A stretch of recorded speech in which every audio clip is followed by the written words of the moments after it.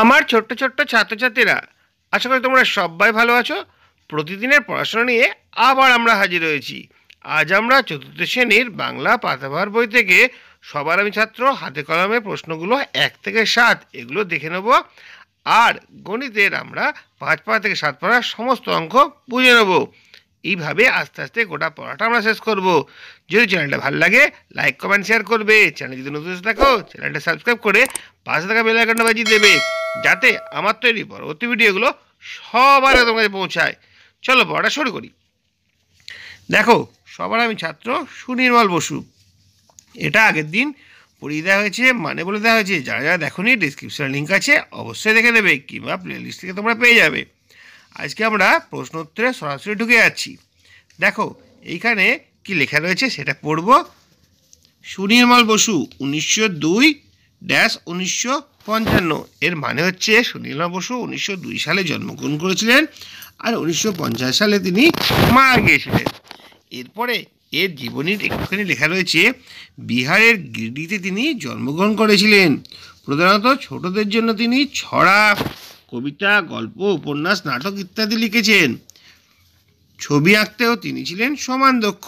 তার লেখা বইগুলি হলো ছানাবড়া, ছন্দের টুংটাং, বীর শিকারী, বেদে মজা, হইচই, কথা শেখা ইত্যাদি। তিনি 1956 সালে ভুবনেশ্বরী পদক পেয়েছিলেন। তার জীবনী ছোট্ট করে এখানে বলা হলো।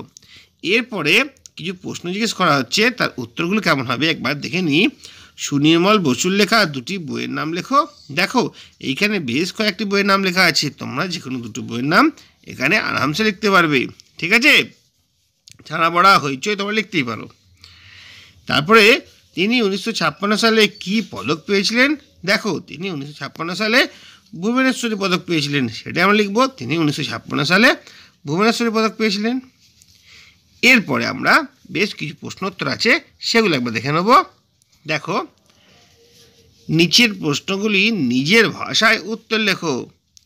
প্রথম প্রশ্ন, কার উপদেশে কবি দিলখোলা হন। দেখো এটা আমরা কবিতাটা থেকেই পেয়ে যাব। কি লেখা রয়েছে দেখো, খোলা মাঠের উপদেশে দিলখোলা হয় তাই রে। তাহলে এইখানে আমাদের এই প্রশ্নটার কি উত্তর হবে বলো তো? এই প্রশ্নের উত্তর হবে, কবি খোলা মাঠের উপদেশে দিলখোলা হন। পাষাণ কবিকে কি শিক্ষা দিয়েছিল। দেখো এটাও কিন্তু কবিতাটা আমরা যদি ভালো করে পড়ে থাকি তাহলে আমরা সঠিকভাবে উত্তর দিতে পারবো। দেখো কি লেখা রয়েছে, আপন কাজে কঠোর হতে পাষাণ দিল দীক্ষা। তাহলে এখানে আমরা কি উত্তর লিখব? এখানে উত্তর লিখব, পাষাণ কবিকে আপন কাজে কঠোর হতে শিক্ষা দিয়েছিল। পরের প্রশ্ন, কবি কার কাছ থেকে কি ভিক্ষা পেয়েছিলেন। দেখো আবার আমরা মূল কবিতায় ফিরে যাই। এটা এখান থেকে লেখা রয়েছে, দেখো, শ্যামবনানী সরস্বতা আমায় দিল ভিক্ষা। ঠিক আছে, তাহলে এখানে আমরা ফিরে আসি। এখানে ফিরে আমরা উত্তরটি লিখব, কবি শ্যামবনানী অর্থাৎ সবুজ বন জঙ্গলের কাছ থেকে সরস্বতা ভিক্ষা পেলেন। নেক্সট হচ্ছে, কে কবিকে মধুর কথা বলতে শেখালো। কবিতাটা আমরা আবার দেখে নেব। এখানে লেখা রয়েছে না, চাঁদ শিখালো হাসতে মিঠে মধুর কথা বলতে। তাহলে এখানে আমরা উত্তরটা সেরকমভাবে লিখব। কি উত্তর হবে? চাঁদ কবিকে মধুর কথা বলতে শেখালো। নেক্সট কোশ্চেন কি রয়েছে, নদীর কাছ থেকে কি শিক্ষা পাওয়া যায়। দেখো আমরা এটা পড়লাম, নদীর কাছে শিক্ষা পেলাম আপন বেগে চলতে। তাহলে আমরা এই কোশ্চেনটার উত্তর এরকমভাবে লিখব, নদীর কাছ থেকে আপন বেগে চলার শিক্ষা পাওয়া যায়। দেখো এইভাবেই 3-এর 1, 2, 3, 4, 5 সকল প্রশ্নের উত্তরগুলো তোমাদের সামনে হাজির করলাম। আশা করি বুঝতে কোনো সমস্যা নেই। এরপরে কি কোশ্চেন আছে একবার ভালো করে দেখে নেব। দেখো এখানে আছে, সন্ধি করো। রত্নযুক্ত আকর, এটা হবে রত্নাকর। মেঘযুক্ত আলোক, ঠিক আছে, এটা হবে মেঘালোক। আর কমলা যুক্ত আসনা হবে কমলা আসনা। তারপরে সমার্থক শব্দ লেখো। সূর্য, চাঁদ, সূর্য, পাহাড়, বায়ু, নদী, পৃথিবী, সাগর। চাঁদের হবে দেখো শশী, শশধর, ইন্দু, চন্দ্র। পাহাড়ের হবে, সূর্যের হবে দেখো রবি, ভানু, দিবাকর, অরুণ। পাহাড়ের হবে গিরি, পর্বত, নগ, অচল। বায়ু হবে বাতাস, সমীর, পবন, অনিল। নদী হবে তটিনী, প্রবাহিনী, গাং, তরঙ্গিনী। পৃথিবীর হবে বিশ্ব, ধরা, ভুবন, নিখিল। আর সাগরের হবে সমুদ্র, জলধি, দরিয়া, অকুল। এভাবেই আমরা এই সমর্থক শব্দগুলো লিখব। দেখে নাও তোমরা, পরপর পরপর তোমাদের জন্য হাজির করে দেওয়া হলো। এইভাবেই আমরা এটা করব। এরপরে কি রয়েছে দেখো, পরে রয়েছে শব্দার্থ। ভালো করে আমরা শব্দার্থগুলো জেনে নেবো। এগুলো আমাদের অবশ্যই মুখস্থ করা দরকার। পরীক্ষায় কিন্তু এগুলো প্রায় দেয়। কর্মী মানে কাজে দক্ষ, মৌন মানে হচ্ছে নীরব, তিলখলা হচ্ছে উদারমনা, মন্ত্রণা হচ্ছে পরামর্শ, ইঙ্গিত হচ্ছে ইশারা, রত্ন আকর হচ্ছে রত্নের খনি বা সমুদ্র, সহিষ্ণুতা হচ্ছে ধৈর্য বা সহ্য ক্ষমতা, পাষাণ হচ্ছে পাথর, দীক্ষা হচ্ছে মন্ত্রগ্রহণ, শ্যামবর্ণ হচ্ছে সবুজ অরণ্য, পাঠ্য হচ্ছে পাঠের উপযোগী। এই শব্দার্থগুলো আমাদের জানা খুবই দরকার। বারবার বারবার তোমরা পড়বে, খাতায় লিখে রাখবে, তোমাদের পড়তে বা মুখস্থ করতে খুব সুবিধা হবে। তারপর হচ্ছে দেখো বাক্য রচনা করো। বাক্য রচনা তোমরা নিজের ইচ্ছা মতো করতে পারো, এটা নিয়ে বিশেষ কিছু বলার নেই। আমি তোমাদের একটুখানি হিন্টস দিয়ে দেবো। উদার, তার মনটা খুবই উদার বা তিনি খুব উদার মনের মানুষ। মহান, রবীন্দ্রনাথ ঠাকুর মহান কবি ছিলেন।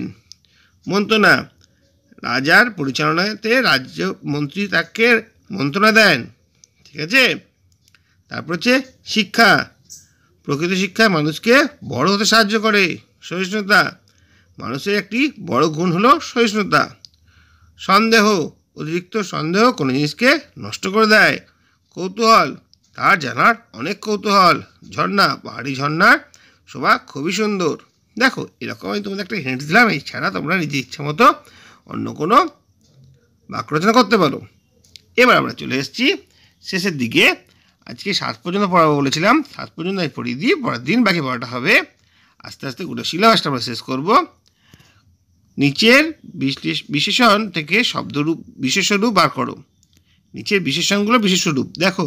কর্মী হবে কর্ম, মৌন মৌনতা, মধুর মধু, কঠোর কঠোরতা, আর বিরাট বিশালতা। ঠিক আছে। এভাবেই আজকের পড়াটা শেষ করলাম। এরপর আমরা গণিত নিয়ে আলোচনা করব। এবার দেখি 5-এর পাতে কি আছে। ও কাঠি দিয়ে বল সাজাই আর ছোট বড় নির্ণয় করি।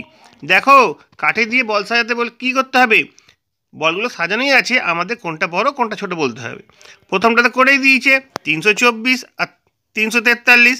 আমরা জানি শতকগুলো 1 আছে, যে দশকটা বড় সে দশকটা বড় হবে। একটা 4 আছে, একটা 2 আছে, তাহলে 343টা বড়, 324টা ছোট। তারপরে দেখো পুঁথিগুলো গুনে আমরা বুঝতে পারবো কোনটা বড় হবে কোনটা ছোট হবে। এখানে পরপর পরপর 3টে অঙ্ক রয়েছে। দেখা যাচ্ছে প্রথমে শতকগুলো 1 2 3 4, 1 2 3 4, শতকগুলো 1 আছে, দশকগুলো 1 আছে, কিন্তু এককগুলো আলাদা। কোনটা বড় হবে? দেখো ডান দিকেরটা বড় হবে, বাঁ দিকেরটা ছোট হবে। তারপরে দেখো পুঁথি দেখে বুঝতে পারবো এখানে 250 রয়েছে আর ওখানে পুঁথি রয়েছে, তো কটা 250 মানে দশকের ঘরে 2।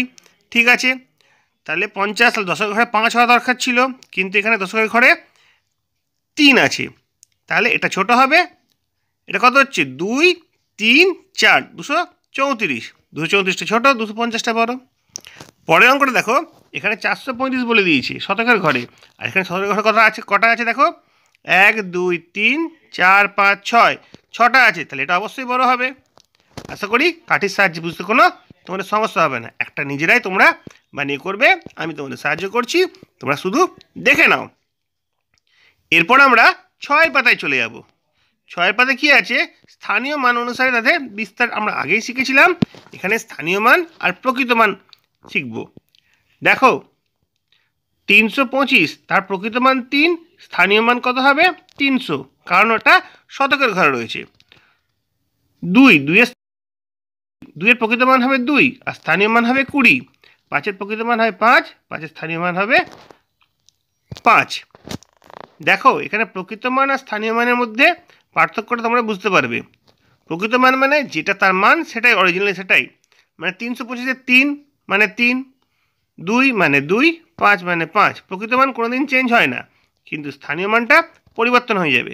যেমন দেখো 325-এর 3টা কোথায় আছে, শতক স্থানীয় রয়েছে, তার মানে 3টে 100 আছে, 300 হবে। 2টা কোথায় রয়েছে, দশক স্থানে রয়েছে, তার মানে 10 মানে দশক মানে 10, দুটো 10 মানে 20 হবে।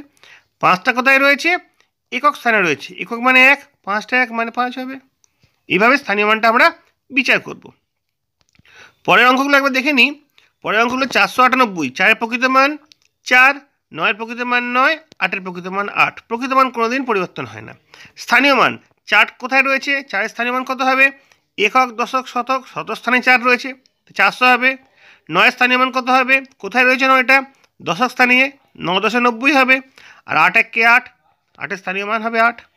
সেরকমভাবে 107, দেখো 1-এর প্রকৃত মান 1, 0-এর প্রকৃত মান 0, আর 7-এর প্রকৃত মান 7।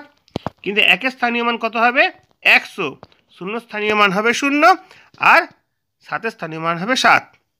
আশা করি বুঝতে কোনো সমস্যা নেই। এইভাবে তোমাদের 6 নম্বর পাতা পর্যন্ত পড়িয়ে দেওয়া হলো।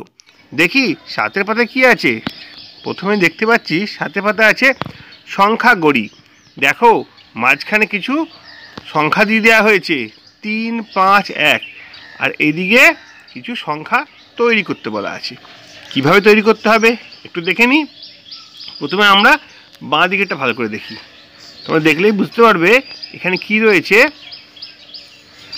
শতকের ঘরে, দশকের ঘরে আর এককের ঘরে। যদি 4 সংখ্যাটা শতকের ঘরে থাকে, দেখো পরপর দুটো শতকের ঘরে 4 বসছে, বাকি থাকছে 2 আর 7। একবার 7টা বসবে দশকের ঘরে, 7টা বসবে এককের ঘরে, আর 2টা বসবে দশকের ঘরে, 2টা বসবে এককের ঘরে। এইভাবেই সংখ্যা আমরা তৈরি করব। তারপরে দেখো রয়েছে দশকের ঘরে 4, তাহলে মাঝখানেটা 4 বসবে, এইদিকে 7, ওইদিকে 2, তারপরে এদিকে 2, এদিকে 7। এইভাবে সংখ্যাটা আমরা তৈরি করতে পারি। তারপরে এককের ঘরে 4, তার মানে প্রথম ঘরে এককের ঘরে 4 বসবে, আর তারপরে 2, তারপরে 7, ওইদিকে 7 আর 2। এরকমভাবেই ঘুরিয়ে ফিরিয়ে সংখ্যাগুলো তৈরি করা যায়। দেখি আমরা পাশে কি আছে।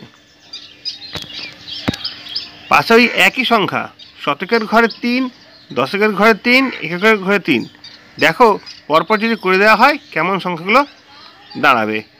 প্রথমে 351, 315, তারপরে 3টে মাঝে থাকবে, হবে 135, আবার 531, তারপরে হবে 153 আর 513। আশা করি বোঝা গেছে। এইভাবে আমরা সমস্ত সংখ্যাগুলো করে নেব। দেখি পরের অঙ্কটা কী আছে। নিচের অঙ্কটা রয়েছে 5-এর স্থানীয় মান 500। 5-এর স্থানীয় মান 500 হলে দুটো সংখ্যা কী হবে, 5 6 7 বা 5 7 6। 5-এর স্থানীয় মান 50, তখন কীরকম সংখ্যাটা হবে, ওরা করেই দিয়েছে।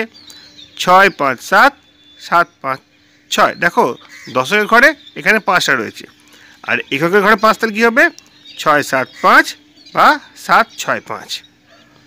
আশা করি বুঝতে কোনো সমস্যা হচ্ছে না। দেখি পরের অঙ্কটা কী আছে। পরের অঙ্কটা ওই একই রকমভাবে হবে 8 7 9, 8 9 7 বা 7 8 9, 9 8 7। দেখো 8টা মাঝে দেওয়া হয়েছে। প্রথমে 8টা প্রথমে ছিল শতকের ঘরে, তারপর 8টা দশকের ঘরে, তারপর 8টা এককের ঘরে। এইভাবেই সাজানো হয়েছে। চলো দেখি নিচের অঙ্কটা কেমন আছে। এখানে তোমাদের নিজের মনের মতো সংখ্যা দেওয়া হয়েছে। ধরো 3 সংখ্যা ধরলাম। 3 যদি শতকের ঘরে, দশকের ঘরে, এককের ঘরে থাকে, তাহলে সংখ্যাগুলো কেমন কেমন হবে দেখো পরপর সাজিয়ে দেওয়া হয়েছে। আর আশা করি বুঝতে কোনো সমস্যা হবে না। পাশের অঙ্কটাও দেখো 5কে ধরে নেওয়া হচ্ছে। 5-এর স্থানীয় মান 500 হলে কী হবে, 5-এর স্থানীয় মান 50 হলে কী হবে, বা 5-এর স্থানীয় মান 5 হলে কী হবে। পরপর সংখ্যাগুলো বসিয়ে দেওয়া হলো। তোমাদের সুবিধার জন্য সব করে দেওয়া হচ্ছে, তোমরা বুঝে নাও। দেখি পরেরটা কী আছে। এখানে কিছুই দেয়নি, নিজের সংখ্যা মতো, নিজের ইচ্ছা মতো একটা করতে বলেছে।